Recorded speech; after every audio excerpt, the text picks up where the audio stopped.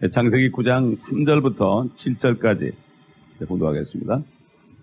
살아서 움직이는 모든 것은 너에게 먹을 것이 되리라. 내가 모든 것을 푸른 채소같이 너에게 주었느니라. 그러나 고기를 생명과 더불어 핏째 먹지 말지니라. 내가 반드시 너희 생명의 피를 찾으리니 모든 짐승의 손과 사람의 손에서도 내가 그것을 찾을 것이며 모든 사람의 형제의 손에서도 내가 그 사람의 피를 찾으리라.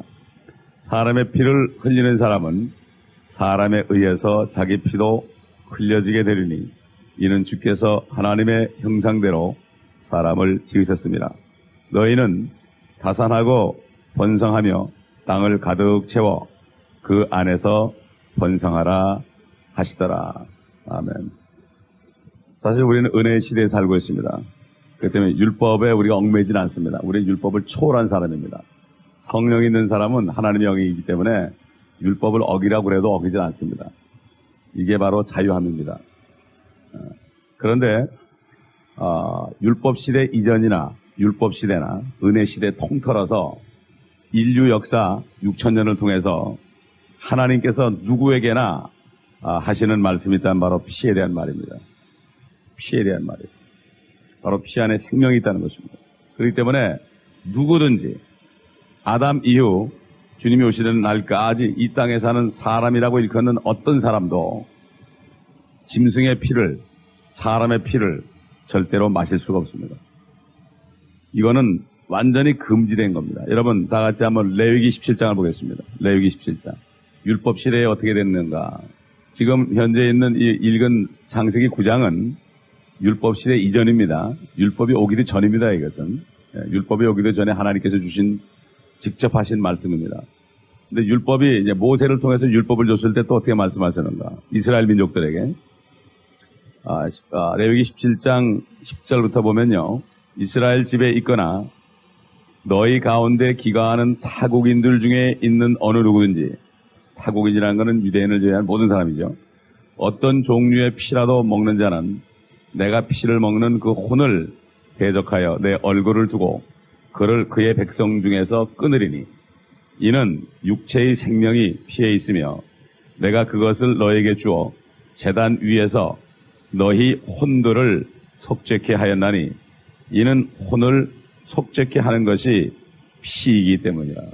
옛날에 율법시대 사람이 죄를 짓게 되면은 생각이 날 때 그 죄에 해당되는 짐승을 가져와서 제사장 앞에서 자기가 그 짐승에게 안수해서 자기의 죄를 다 전가시킨 다음에 그 다음에 자기가 칼로 짐승의 목을 땄습니다. 피가 확 솟아올랐죠. 그러면 제사장이 그 피를 제단 아래 다 쏟아버렸어요. 피는 다 쏟아버리고 그 살과 내장을 각을 떠서 기름까지 번제단 위에서 다 태워버렸습니다. 그 피를 흘렸을 때에 그 사람의 죄가 결국 대속이 됐는데 결국 대속이 되는 그러한 대상은 바로 혼이라 이겁니다. 그래서 베드로전서 1장 9절에 보면 구원의 결국 너희 혼들의 구원을 받습니다. 그래서 우리 혼이 구원을 받아야 되는 거죠. 혼이 구원받는 거죠. 계속해서 보면은 12절 보면은 그러므로 내가 이스라엘 자손에게 말하였나니 너희 가운데 아무도 피를 먹지 말려. 너희 가운데 기거하는 어떤 타국인도 피를 먹지 말라. 이스라엘 자손이나 너희 가운데 기거하는 타국인들이나 어느 누구라도 먹을 만한 짐승이나 새를 사냥하여 잡으면 그는 그 피를 쏟아버리고 그것을 흙으로 덮을지니라. 이는 피가 모든 육체의 생명이기 때문이요 육체의 피는 그 생명을 위해 있느니라. 그러므로 내가 이스라엘 자손에게 말하기를 너희는 어떤 종류의 육체의 피도 먹지 말라 하였도다. 이는 모든 육체의 생명이 피에 있으니 피를 먹는 자는 끊어지리라. 스스로 죽은 것이나 들짐승들에게 찢겨진 것을 먹는 모든 혼은 너희 본국인이든 타국인이든 간에 자기 옷을 빨고 물로 몸을 씻을 것이니 저녁까지 불결하고 그 후에 깨끗하게 되리라. 그러나 만일 그가 빨지 아니하고 그의 몸을 씻지 아니하면 그는 자기 죄악을 담당하리라 하시니라. 율법 시대에도 이렇게 피에 대해서는 하나님이 분명히 말씀하십니다. 율법 시대에 있는 이스라엘 민족과 같이 기거하는 이방인들에게도 똑같은 법을 줬습니다. 그러면 이제 정말 사람을 죽인 죄까지도 바로 용서해주는 하나님의 피가 흘려진 이후에 그 하나님의 피를 흘렸다는 게 그게 뭡니까? 사람을 죽인 죄까지도 용서해 준 거예요. 하나님의 피의 생명은 사람을 죽여서 피 흘린 죄까지도 용서해 주는 거예요. 그렇기 때문에 다윗이 모세가 사람을 죽였습니다. 그럼에도 불구하고 바로 은혜가 그들에게 있었던 겁니다. 예?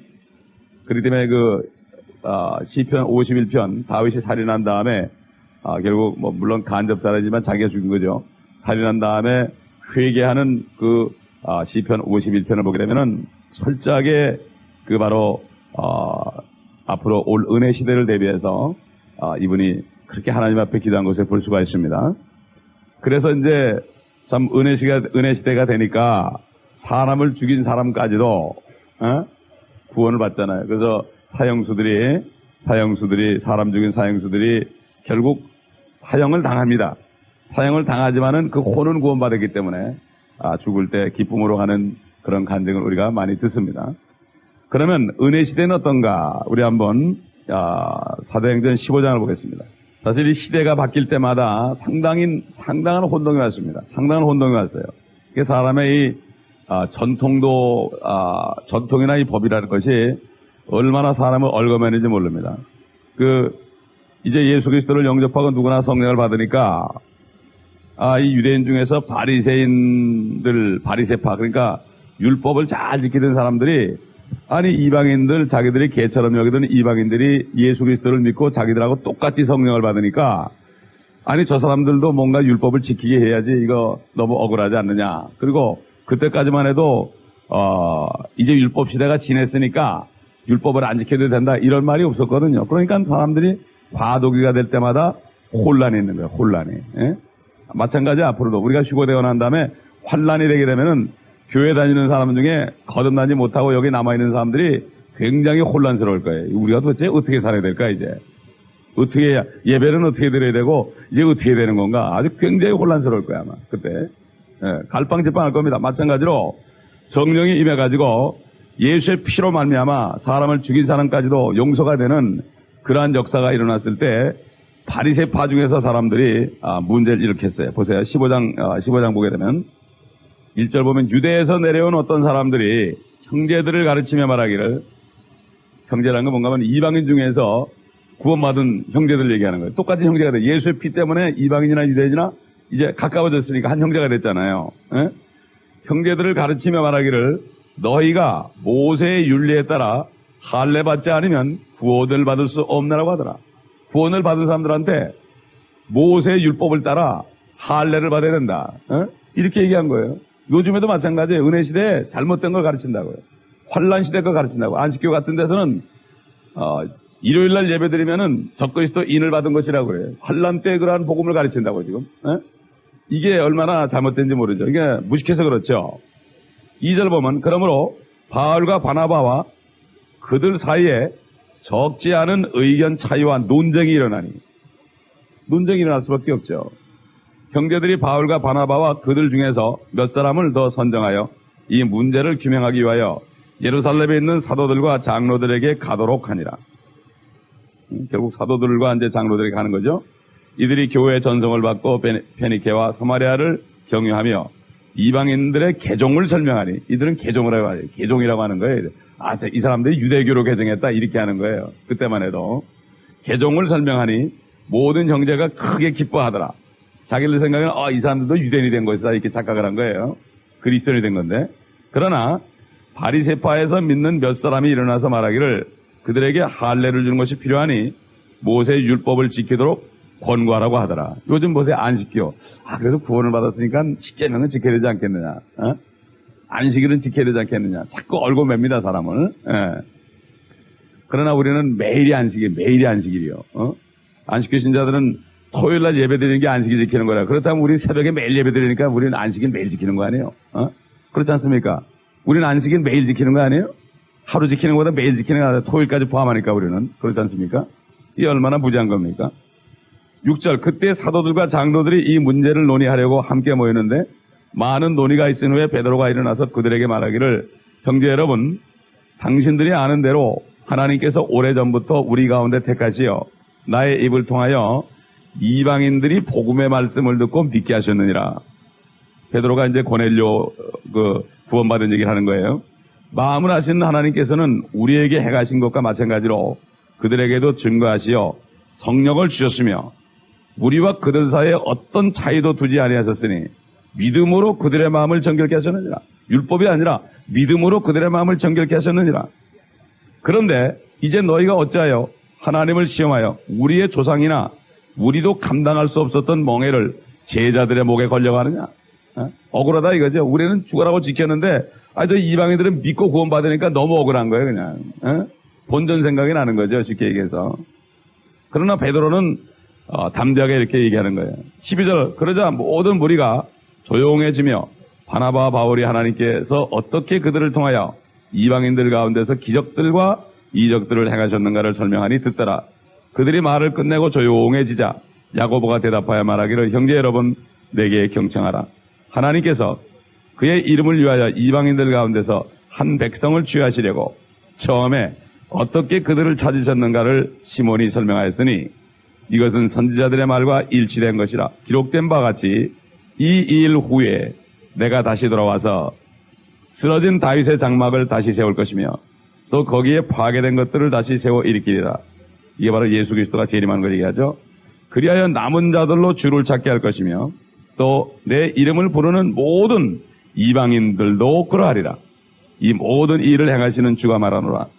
세상의 시작부터 그의 모든 역사가 하나님께 알려졌느니라고 하느니라. 그러므로 내 판단은 지금 야고보가 내 판단은 그렇게 얘기해. 자기 판단인 줄 알았죠. 이방인들 가운데서 하나님께로 돌아온 사람들을 우리가 괴롭히지 말고 할례를 준다는 것은 할례 받은 사람은 율법을 다 지킬 의무가 있어요. 갈라디아 4장에 있죠. 할례 받은 사람은 그게 무슨 뜻인가 하면은 율법을 다 지킬 의무가 있어요. 그래서 이스라엘 민족에만 할례 주고 개종한 사람들에게 할례 준 거예요. 괴롭히지 말고 20절 다만 그들에게 글을 보내어 우상으로 더럽혀진 것과 음행과 목매어 죽인 것과 피를 삼가게 하자는 것이라. 이는 예로부터 여러 성읍에서 모세를 전파하는 자들이 있어 안식일마다 회당에서 그 글이 읽혀졌음이라고 하더라. 그래가지고 이제 보면은 계속해서 이제 22절 보면은 그리하여 사도들과 장로들이 온 교회로 더불어 그들 가운데 사람들을 선정하여 바울과 바나바와 함께 안티옥으로 보내는 것을 좋게 여기니 곧 형제들 중에서 지도자인 바사바라 부르는 유다와 실라더라. 그들이 자필로 그들 편에 써보내기를 사도들과 장로들과 형제들은 안티옥과 시리아와 길리기아에 있는 이방인 형제들에게 문안하노라. 우리가 듣기로는 우리 가운데 나간 몇몇 사람이 말로 너희를 괴롭히고 너희의 혼을 파멸시키며 말하기를, 잘못된 복음을 가르치니까 혼을 파멸시키는 거죠. 할례를 받고 율법을 지켜야 한다라고 하는데 우리는 그들에게 그러한 지침을 준 적이 없노라. 우리의 사랑하는 형제 바나바와 바울과 더불어 사람들을 선정하여 너에게 보내기로 일치가게라 했으니 그것이 우리에게 좋은 것 같도다. 그들은 우리 주 예수 그리스도의 이름을 위하여 자기들의 생명을 바친 사람들이다. 따라서 우리가 유다와 실라를 바라는 것도 그들 역시 동일한 것을 너에게 입으로 전하게 하려 함이라. 이는 다음 몇 가지 필요한 것들 외에는 너희에게, 이방인들이죠, 더 이상의 짐을 지우지 않는 것이 뭐라 했습니다. 성령과 우리에게 좋은 것 같으니, 성령께서 응답을 주신 거죠. 성령과 우리에게 좋은 것 같으니 곧 우상들에게 바친 제물과 피와 목매어 죽인 것과 음행을 삼가라는 것이라. 이와 같은 것들로부터 너희가 스스로 조심하면 잘 되리라. 평안함을 비느라고 하더라. 옛날 율법시대 같으면 피를 먹으면 끊어진다고 그러는데 여기는 이것을 삼가하면 잘 된다. 얼마나 하나님의 은혜가 큽니까? 피를 마신다 해서 구원을 잃어버린 건 아니지만은 그거 하면 하나님의 영광이 가려지니까 그런 거 하지 말아라. 잘 되기 위해서는. 그러니까 음행하고 피 먹는 거, 그 다음에 우상의 그 제사 지내는 거. 그러니까 우리가 결국은 조상에게 제사 지내는 것도 이게 해당되는 거죠. 이것만 안 하면 잘 된다. 참 이것을 성령께서 이렇게 그 당시에 얘기해. 그래서 뭐라는가 하면은 그리고 나서 그들을 보내니 그들이 안티옥으로 가서 무리를 모으고 그 편지를 전해주더라. 그들이 읽고 그 위라는 말로 기뻐하더라. 이게 피에 대해서나. 그러니까 요즘에 보면 이 한국의 보신탕 먹는 게 완전 그거는 게를 완전히 피를 쏟아버리지 않고 먹는 거거든요. 그러니까 다 그다음에 선지 같은 거, 소피 같은 거 응고시켜 가지고 해장국에 집어넣는 거 절대 안 잡수게 좋습니다. 하는 피는 먹지 말라는 거 안 먹으면은 그것을 상가하면은 잘 되리라 그랬어요. 우리가 잘 돼야 되지 않겠습니까? 이 땅에 사는 동안에도 육신이 사는 동안에도 잘 돼야 되는데 내 혼이 구원받은 것은 나중에 천국 가서 구원받는 거지만은 이 땅에 내가 육신으로 사는 동안에도 잘 돼야 되니까 육신에 주신 규례를 우리가 율법은 아니지만은 성령께서 그래도 이런 것들은 네가 상가해라. 아무리 은혜가 있지만 이것은 은혜롭지 못하니까 피와 우상의 제물과 그다음에 음행은 상가라. 그러니까 이 크리스찬 중에서 이 음행하는 사람들이 참 불쌍한 거예요. 음행하면 안 되게 돼 있다고 말이죠. 이걸 몰라서 그렇게 하는데 은혜로 구원받을 때 가서 함부로 하는 사람들이 있는데 정말 이 세 가지는 우리가 삼가야 된다. 이런 얘기입니다.